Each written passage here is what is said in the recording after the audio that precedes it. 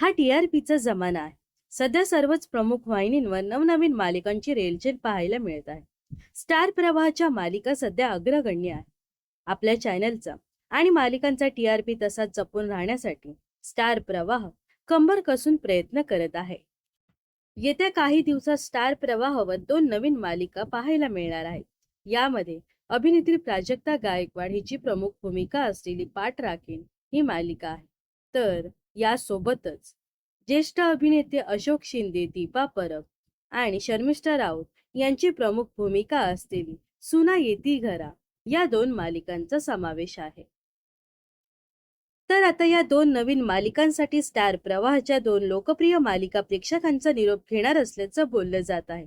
यामध्ये पहिली आहे अभिनेत्री रेश्मा शिंदे हिची प्रमुख भूमिका असलेली घरोघरी मातीच्या चुली ही मालिका आता अंतिम टप्प्यात येऊन पोहोचली असून ही मालिका प्रेक्षकांचा निरोप घेणार असल्याचं बोललं जात आहे.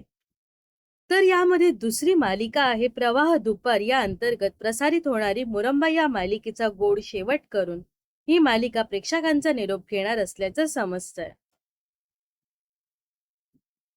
तर या 2 आगामी नवीन मालिकांसाठी घरोघरी मातीच्या चुली आणि मुरंबा या 2 मालिका प्रेक्षकांचा निरोप घेणार आहेत.